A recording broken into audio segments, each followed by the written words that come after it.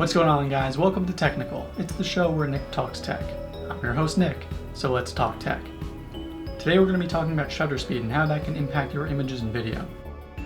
So let's start off with the definition. What exactly is shutter speed? The shutter speed is the time for which the camera sensor is exposed to light. It could be for one image or for a frame of video. It's the duration of time you can take a picture for, or the duration of time each frame of video is exposed for, since video is just a bunch of pictures. To change the shutter speed on your camera, you can either use manual mode or go into shutter priority mode, which is typically indicated by an S or the letters TV, for some reason.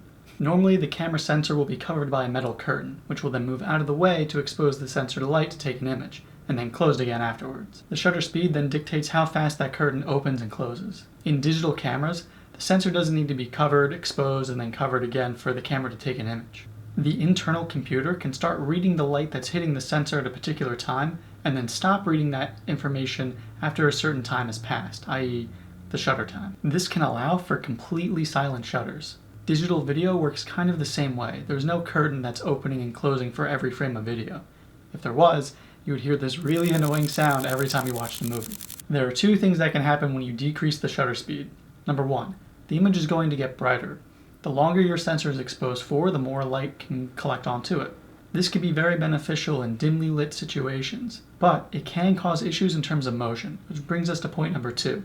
The motion will get blurrier. The longer your shutter is open for, the more motion gets captured. Now, this may not be a problem for a subject that isn't moving, but any moving object will have a streakiness to it. This blurriness caused by the motion is conveniently named motion blur. Similarly, blurriness can also be caused not by a moving object, but by your hands moving, just holding the camera. Since nobody's perfectly still, everybody shakes just a little bit. To reduce the blurriness caused by holding the camera with your hands, you should ideally set the shutter speed to be 1 over the focal length of the lens that you're using. For example, if I'm using a 30mm lens, I would want the shutter speed to be at least 1/30th of a second, if not faster. This will help to decrease the blurriness caused by handheld shots. The opposite of these two things is also true. A faster shutter will mean a darker image. Because the sensor is being exposed to light for less time, less light can hit it. A fast shutter will also cause moving objects to freeze in place. If you want everything to be sharp and in focus, it may be very tempting to crank the shutter speed way up, but problems can arise, which we'll talk about in a minute. But first, let's talk about brightness. Like I mentioned in a previous video, a stop of light is basically a relative doubling of light. So doubling or halving the shutter speed will change the amount of light in your image by a factor of 2.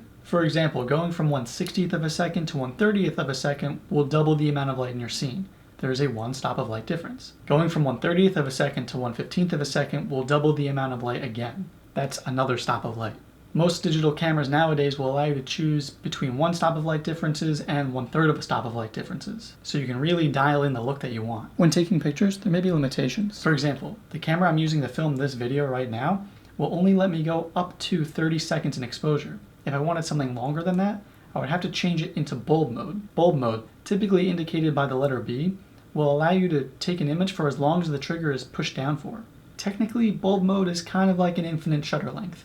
Some cameras also come with an option called time mode, indicated with a T, which is kind of like bulb mode, but instead of holding the trigger down for the entire duration you want to take the picture for, you just have to press it once to start it, and then press it again to end it. But not all modern digital cameras have these modes, so you'll have to do some digging to find out if your camera has it. Now, let's talk about blur. When filming video, we want to have natural-looking motion blur. After all, if you saw me in real life and I waved at you, my hand would be all blurry from how fast it's moving. It wouldn't be all sharp and crisp. So since we know motion blur exists in the real world, we can then emulate it in video. The general rule is to have your shutter speed be 1 over twice the frame rate. For example, if you're filming at 30 frames per second, you would want your shutter speed to be 1 over 60th of a second. If you were shooting slow motion video, say at 120 frames per second, you would want your shutter speed to be 1 over 240th of a second. Things can get pretty dark pretty quick. That's one of the challenges of shooting high-speed video, but that's a video for another day. Make sure you subscribe so you don't miss it. Now, some cameras can't get the shutter speed to be exactly 1 over twice the frame rate. For example, since I'm shooting this video at 24 frames per second, I would ideally want to have my shutter speed set to 1/48th of a second. But the closest my camera can get is 1/50th of a second, which is totally okay. No one's actually going to notice the difference between 1/50th of a second and 1/48th of a second. Just get as close as you can. So what happens when you're filming video and the shutter speed doesn't follow this rule?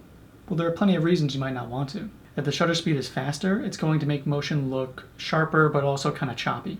This could be very beneficial when shooting something like a fight scene where you want each punch to have a little bit more impact. But high shutter speeds on a normal scene will look a little bit out of place. On the flip side, a slower shutter speed will make things a little bit more dreamlike and a lot more blurry. This could be useful if you're shooting something like a dream sequence where you want things to look a bit more whimsical. Longer shutter speeds can also be helpful for shooting things like astrophotography or light paintings. Cool, so you can use the shutter speed to change the motion blur of your video. Each frame gets exposed for how long the shutter speed is set for, and then gets played back at the frame rate speed.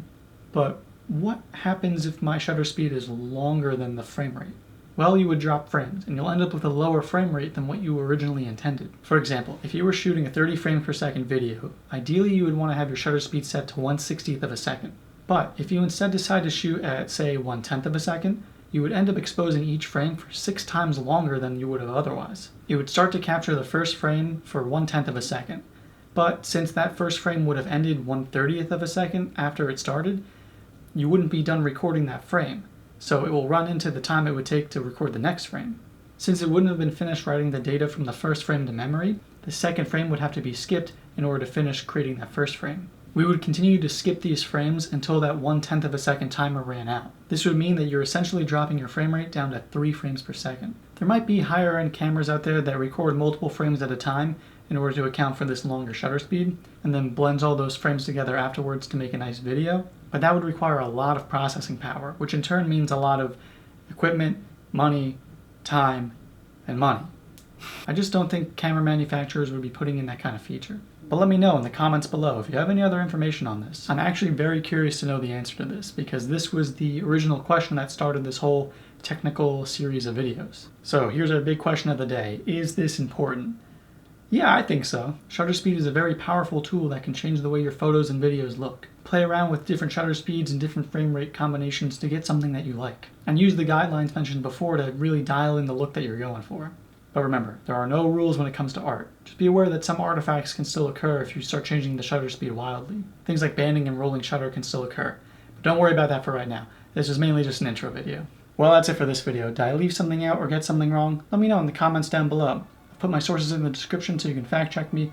And while you're down there, make sure you like the video, ring that bell for notifications, and subscribe so you don't miss another video. I'll see you in the next one. Thanks for watching.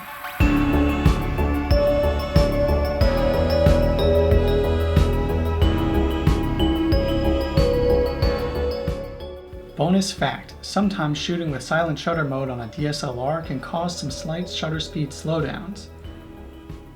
Try saying that 10 times fast.